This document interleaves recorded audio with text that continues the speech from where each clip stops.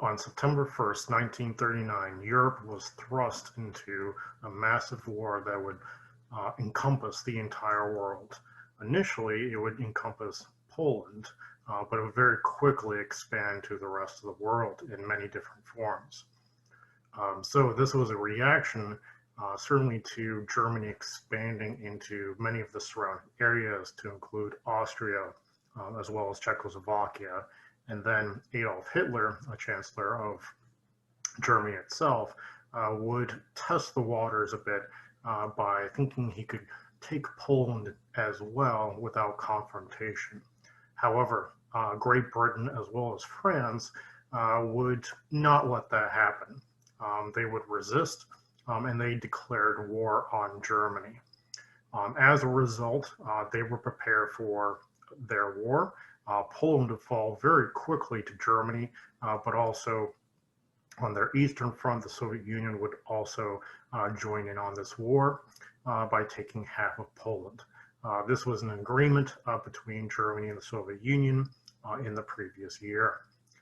However, Great Britain and France would prepare for the oncoming conflict. This would result in Great Britain taking the front in Belgium as well as parts of France, and France, of course, taking some of the southern border. Germany would finally take its offensive in May of 1940, and it would very, very quickly, to the surprise of everybody, take France out of the conflict in June of 1940. This would result into the retreat of British soldiers as well as some French soldiers over to Great Britain to a very famous event called the evacuation of Dunkirk. This would leave only Great Britain to tackle Germany, at least at this point of the war. Great Britain is going to prepare, and Dunkirk is certainly going to allow them to have the manpower of 300,000 soldiers to prepare for the defense of Great Britain. During the Battle of Britain, which was primarily an air war, although there were some naval forces, Great Britain was able to fight off the German fighters and bombers. As a result, they are able to continue the fight even further, and thus launching their campaigns in North Africa to prevent Germany from taking the oil fields in the Middle East. The British involvement in North Africa would eventually also bring in the Americans, not only supplies, but also military troops, certainly after the Pearl Harbor attacks, and then shortly afterwards, Germany would declare war since they had an alliance with Japan. And as a result, now the Americans are going to be involved. Over the course of the next several years, Germany would also get involved in the Soviet Union by invading in June of 1941. As a result, what is going to happen is certainly all of Europe is embroiled in this war, but also the British are embroiled in conflict in Southeast Asia, certainly around Australia and New Zealand, against the Japanese as well. Over the course of the next few years, the British are going to be involved, certainly, as was mentioned before, North Africa, fighting Field Marshal Erwin Rommel, and with the help of the Americans, would be able to defeat him. And then they would move their campaigns into Sicily and Italy to provide a second front against Germany to help out the Soviet Union. In the years later, they would then also launch the very famous invasion D-Day with the Americans, and they would invade the beaches of Normandy, and this would be split between the Americans, the British, and the Canadians to provide another front against Germany. And this certainly, without question, is going to result in the beginning of the end of Germany. However, much of the situation of Germany had declined, and it was already pretty much a said and done deal that Germany was not going to last at that point. In a series of campaigns, the British will be involved in Operation Market Garden. They would also continue to move towards Germany in subsequent years, and Germany would finally surrender on May 8th, 1945. Now this presentation is going to focus on how well equipped the British soldiers were, what their experience was like in these many campaigns, whether you're looking at Dunkirk or North Africa, Sicily, Italy, or the campaigns in France, Belgium, and then later Germany. Much of these discussions will be relevant also to their campaigns in Southeast Asia, surrounding Australia, New Zealand, getting into Burma, which is very close to what is now India. So let's take a look at what the British soldier was equipped with, what the campaigns were like as far as a common soldier is concerned.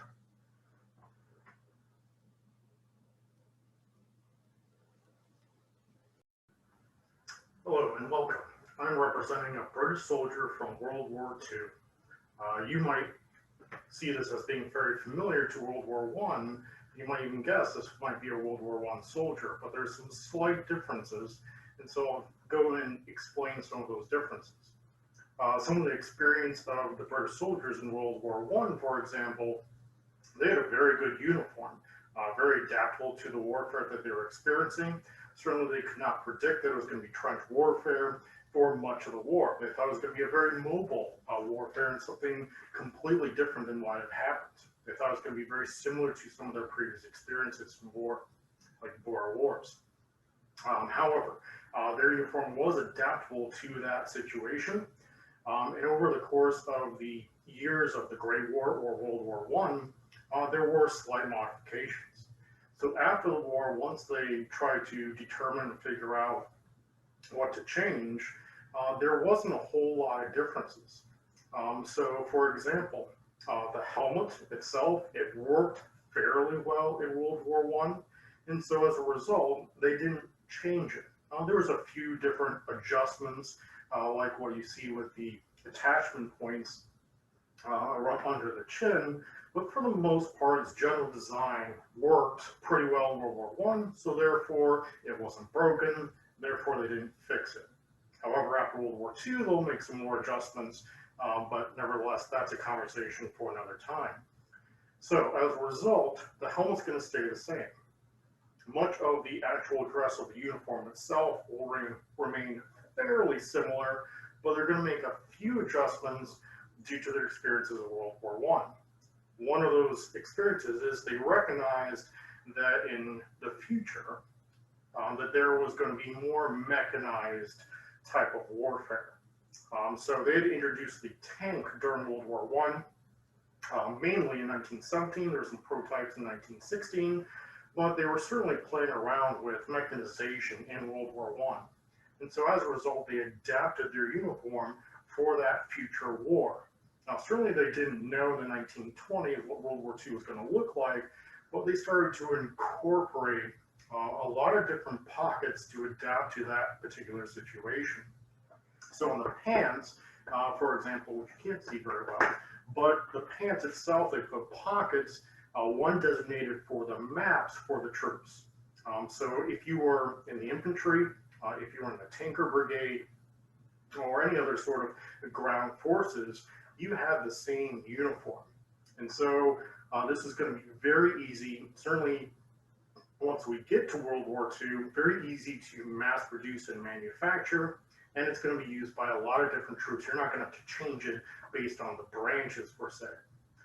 So as, for example, they could put the map, so that's the tankers, that's the pilots, that's the infantry, other pockets they could put other certain items, so paperwork, or maybe they can put rounds or other different equipment that they may foresee and have a use. And so you have these flaps for maybe pens or other different paperwork, other different items, compasses, et cetera, that might help them navigate the world around them. So that's one of the major changes. They're also going to make a major change here. So their harness that's going to hold all of their gear, it was a lot of different webbing that got very complex very quickly.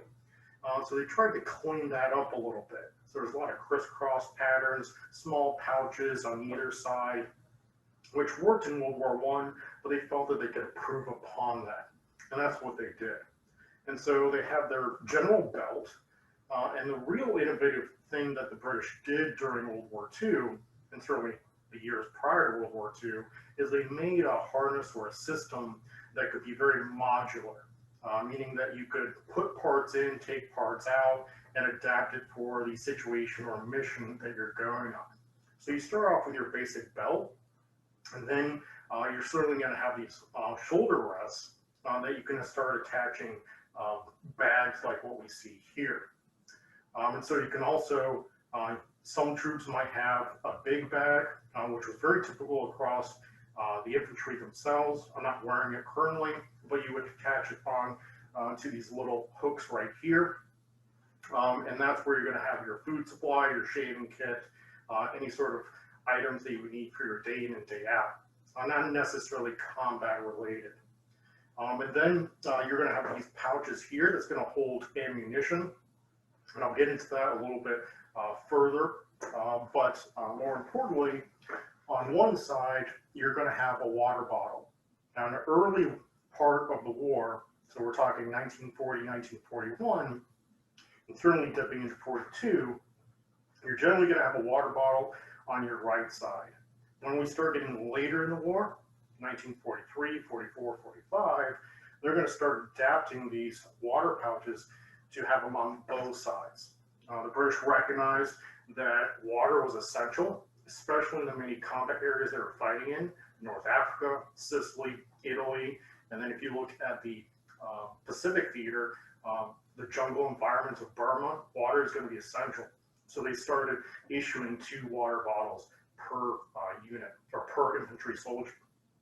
And then on the left side, very, very typical, you're going to have your bayonet. And I'll demonstrate that here in a minute when we start talking more about the weapons.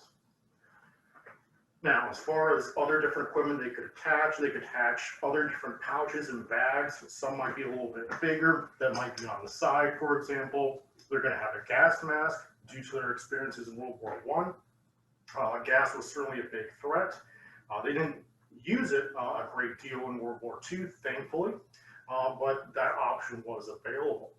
And so all these different bags could be attached, and as a result, it made a very streamlined system. And this system was so good that many British troops will be continuing to use it into the 1960s, and you're going to start seeing it be phased out in the 1970s.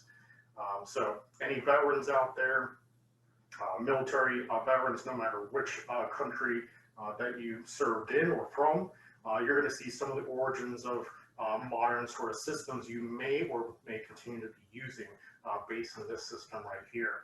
And certainly the Americans are going to try to adopt some of this during World War II as well as afterwards, although they learned quite a bit from the British during World War I as well, based on the equipment itself.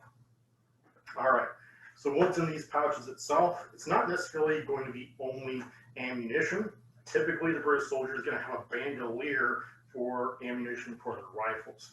So I'll kind of talk about the rifles here in a minute. So one aspect that's going to be very important for the British infantry, it's going to be quite unique as opposed to many other different groups, is they're going to have magazines very much like this for a Bren light machine gun.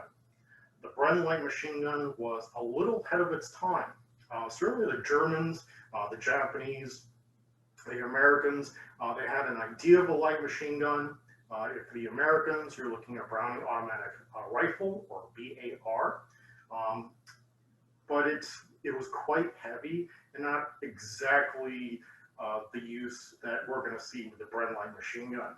The Germans, they had an MG34 and then later the MG42, but that was still quite heavy. But they're still kind of adapting those systems for their infantry tactics. The Bren was light enough that one soldier could carry it and move it around. It's still heavy, no question about that, but it was far easier to move around on the combat field. And these 30-round magazines lends itself to have more ammunition than the BAR, but also it's light enough and you can offer accurate firepower onto the enemy. And so as a result, this is going to be the main baseline for many infantry squads or sections during this period of time for the British.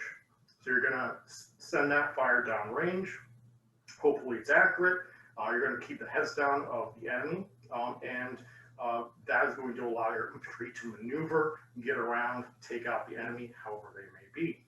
The Bren light machine gun is going to certainly have a series of magazines with that soldier, but every single infantry soldier in that squad or section is going to have at least 2 of these on each person. So when they're running out of ammunition per se, the Bren light machine gun in this case, I can, for example, toss a magazine towards that particular individual. And so therefore, the entire section can keep that fire on the enemy, and hopefully those soldiers will be able to use that to their advantage and take out the enemy and move on. So that's one key factor with the Bren light machine gun. So this, like I said, is a little ahead of the time because if you look at what's going to happen in the 1960s and 70s, the Soviets are going to adopt this with their later models or inspiration from the AK-47 or AKM, and they're going to adopt a light machine gun in a very similar fashion where their light machine guns can use the same sort of magazines and ammunition as the regular infantry, and the Americans will adopt this in the 2000s, so the M27. So the same basic concept, but the British were attempting to do this in the 1940s, and it worked out pretty well for them across the field. So let's take a look now at a Bren light machine gun and what that whole system is all about. This video clip comes from the YouTube channel Bloke on the Range. So if you're interested in historical firearms, check out that channel afterwards, and I'm sure you'll be entertained and learn quite a bit. So let's transition into that clip.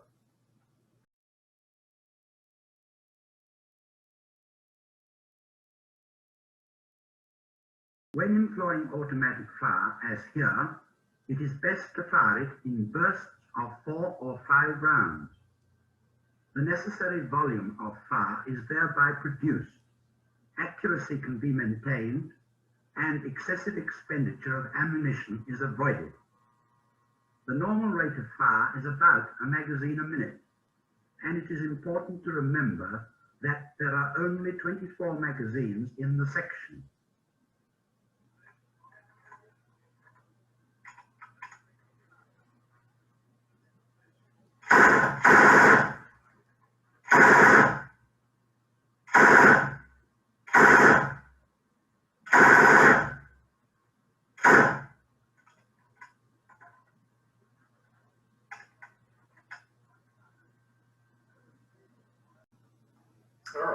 Let's move right along after this Bren gun discussion to look at what the other pouch is going to be carrying.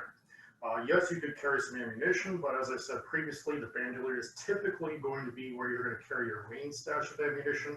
However, many did put ammunition into their other pouch that was not carrying the Bren light machine gun magazines.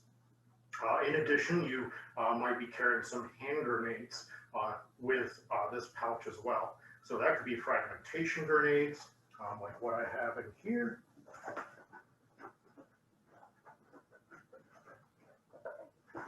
Like I said, some ammunition might be carried.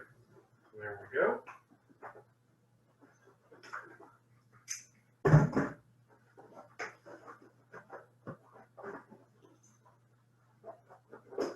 Here we go. So here's your regular fragmentation grenade. From this period of time. There's many different variations of hand grenades during this time, and the Americans and British will be working together, and much of their hand grenades are going to look very, very similar, and in many cases they might interchange whatever was available. So you have fragmentation grenades like what we have here. There'll also be smoke grenades as well, or phosphorus, as there might be, this might be full of maybe 2. And typically 2 is going to be what's carried by each infantry soldier. The British ones, the Mills grenade, is going to be a little flatter, or fatter rather, a little bit bigger. But then you also have these skinny type of grenades as well. So let's transition to the main fighting rifle for the British. So that's what we have here. And so the British is going, at this period of time, they had several different marks or versions. This is going to be the Lee Enfield rifle. Typically, they would have in mass production the number 3 Lee Enfield rifle. This is what was used in World War I. There was a few modifications to make it a little more streamlined for future wars. But by 1939, right when the war started, they started to make some modifications and they put into production the number 4 Mark I. And there's going to be several different versions of this throughout World War II as well. And so what we have here, the main point for the British was to streamline this to make these rifles faster. They were in the midst of the war, certainly by 1939. So I want to make a bunch of rifles really quick and not have the very tedious time constraints and really taking a long time to make the perfect rifle. They knew they didn't have time for that. And so as a result, we made some very good modifications to the Lee Enfield rifle. One of those features is the barrel itself is going to be free-floated, meaning that nothing is touching the barrel itself. Everything is going to be adhered to the receiver, and that is going to increase accuracy. So in World War I, typically you're going to have man-sized targets, about 4 or 5 inch group at 100 yards, and this is going to narrow it down closer to roughly 3. So that's a very good progress. And they had quite a few problems with accuracy during World War I, so they wanted to fix that. In addition to that, we now have the safety over on the other side, so you just flip it. Very easy to engage or disengage. They got away from single round shot. What that meant was you had a lever that would actually, if you fired one round, it would not load the other round. They found that to be quite annoying frustration, and so as a result, they got rid of it. So that's going to speed up the production of this rifle. In addition to that, we also had a ladder sight, which was featured in World War I. They kind of streamline it a little bit. You can see it a bit better there. But this is going to make it so you could, if you had a known distance, you could shove it up to 200 yards, 300 yards, 400, 500, and so on and so forth. Most combat is going to take place within 300 yards, but that's going to be something that everyone's going to start to figure out during World War II and make adjustments from there. So the maximum range of this ladder sight is going to be 1,300 yards, far more reasonable than the 2,000 that is going to be featured on the German weapons. But nevertheless, even 1,300 yards is going to be a tough shot to make with any rifle, much less one of these. But one of the main features is the smoothing of the bolt itself. And so one of the famous features of the Lee Enfield is how smooth the bolt actually is.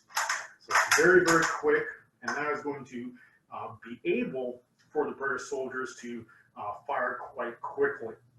So if they're in an emergency situation, close quarter combat, for example, it's going to be very quick and easy to squeeze off a few rounds at the enemy, wherever they may be. It also features a magazine, which they're going to be able to hold 10 rounds rather than 5 rounds, which you typically see in, for example, the American Springfield 1903 rifle, which is being phased out in this period of time by the Americans. They will be introducing M1 Garand, which is a semi-automatic rifle, certainly an advantage to what anyone else had at that time for rifles. But the Mauser, the Mosin Nagant from the Russians, are all going to have 5-round internal magazines. So how you would load this weapon, I'll grab that ammunition that I have here. It is attached to a clip. The reason why we call this a clip is you're clipping on the rounds to a piece of metal. So this piece of metal is going to fit into this charging station right here. And so it fits right down there, and then you're going to shove the rounds into the internal magazine here. A magazine, we call this because it has a metal follower that pushes the rounds up to be loaded into the barrel itself. So 10 rounds of these, very effective, very good round. No complaints about the .303 British round that was being fired throughout World War II, and this round will continue after World War II as well. Now, you might say, why are we using clips instead of magazines? Well, magazines were quite expensive at that period of time to produce, and they didn't quite trust giving a magazine to every single soldier. And when you have thousands upon thousands of soldiers out in the field, that's going to be a very costly endeavor. So as a result, they stuck with, having a magazine within the rifle, and then using strip clips, and that's what pretty much everyone's going to do across the world. No matter what country you're a part of, the Americans, the Russians, the British, obviously, and the Germans, they're all going to use these stripper clips. All right, so just to demonstrate how quickly that you can actually do this bolt is typically, if you've ever been hunting, you're going to pull the trigger, and then you're going to rack the slide, and down you go, and you use your index finger to pull the trigger again. While the British, if you were in a close quarter combat, you need a lot of rounds on target, you're going to grip the handle in your palm of your hand. And you're going to use your middle finger to actually pull the trigger itself. And so your hand never actually leaves the bolt. And so fire quite quickly and quite accurately if you have a good prepared position. All right, so that's Lee Enfield. I will demonstrate some of the other different features. So we have the bayonet.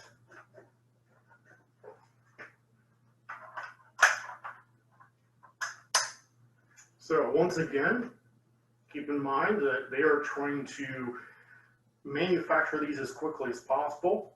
This is not a knife or a short sword type of bayonet that you would see in World War I. Instead, it's just a long bar that's been sheared at the tip to make a sharp point. Much, much quicker than instead of fashioning a blade itself. You just take a bar, shear it off to a point, and then it goes down the line. So much, much quicker to actually produce these, and this is what they really needed.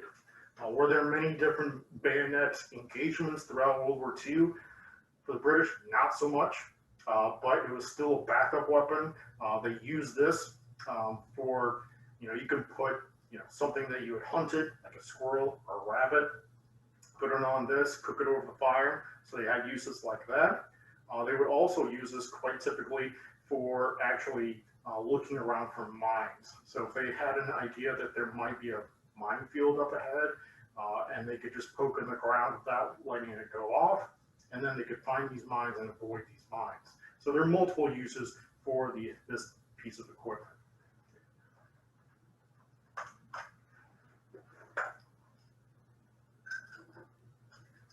We have another piece of equipment right here.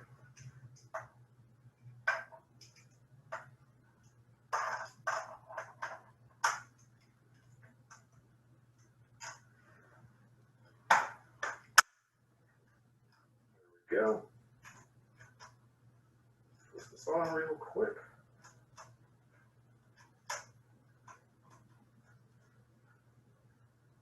There you go. Now this might look like a silencer, suppressor, or something like that, but it is not. It is, the dead giveaway is the sight right here. This is a grenade launcher. Quite a few grenade launchers were used in World War I, but not very effectively. And so as a result, in the interwar period of the 1920s and 30s, they're going to further develop this idea because there was the idea that trench warfare might occur. And so if you could have grenade launchers that you could launch in the air, and an explosive round could land on the heads of the enemy in the other trench, they saw that as being very, very useful. So the British and the Americans and Germans and the Soviets are all going to develop their own versions of grenade launchers. They're going to be far more effective. What you're seeing here, what you might be able to see here is that sight there. This will go roughly to 100 yards. give or take. You could probably make it go a little further, but the accuracy of it or the predictability of where it's going to go is probably going to be lost at that point. But it was a tool to take out machine guns, for example, and even anti-tanks. So there's going to be several different rounds, just like several different grenades that could be used. So one example is we have this rifled grenade.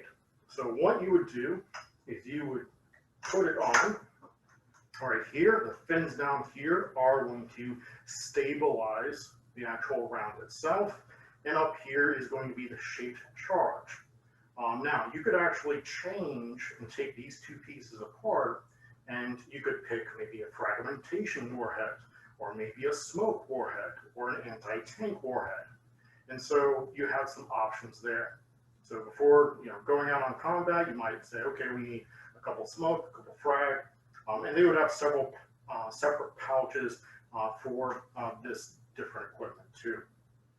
And so as a result, the British found that anti-tank rifle grenades was actually more effective than some of the other devices they had. So some of their anti-tank equipment, like the Piat, was very difficult to use. And so as a result, they would find weak spots on tanks and try to use something like this on those tanks themselves. So a lot of equipment that is being developed at this time and used very, very effectively. Now, in opposition,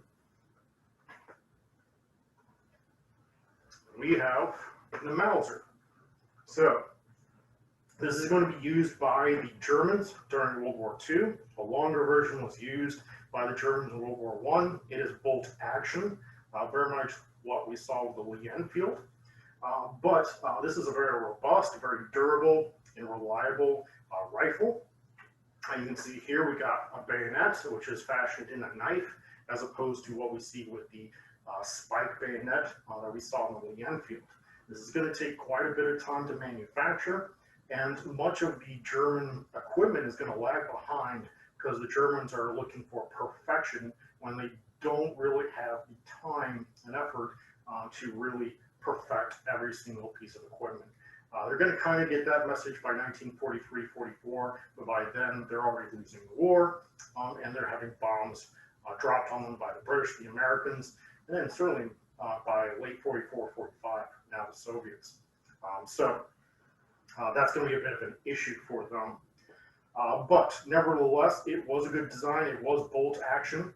The Germans themselves are going to have 5 rounds, as mentioned, within the magazine that is hidden behind this wood here.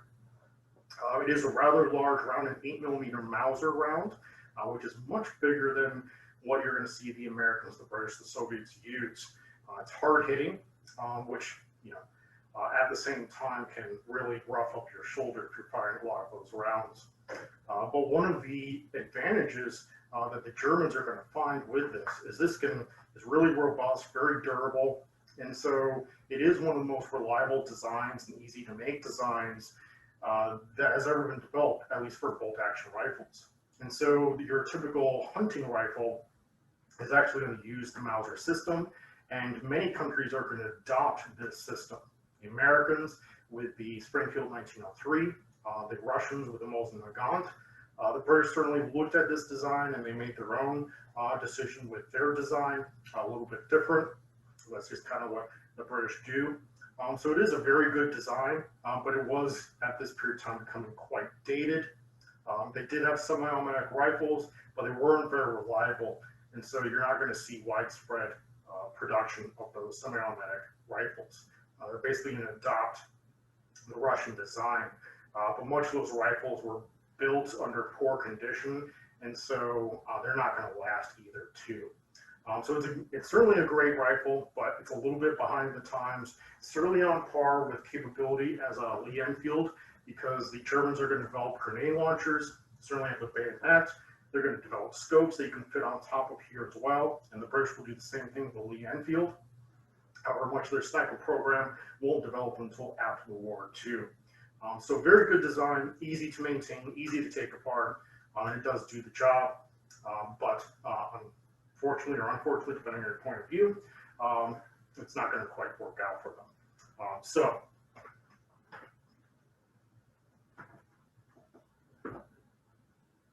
bottom line, that's the equivalent of a British soldier at this period of time. There is more equipment out there, certain bags and other different equipment that is available for the British soldier, but this is typically what the British soldier is actually going to have and contain, and this is going to be his everyday life.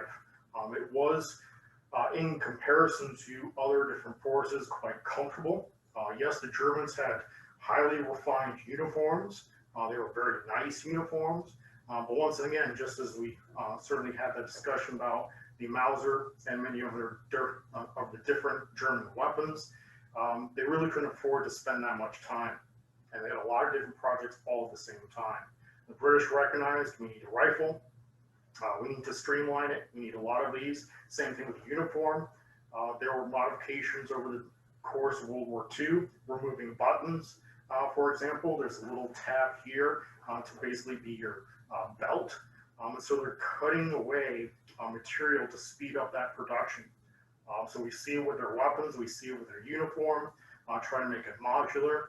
And over the course of the war, soldiers aren't going to be issued brand new uniforms. They might be issued a later version of a jacket, for example, but they might have the old version of the pants.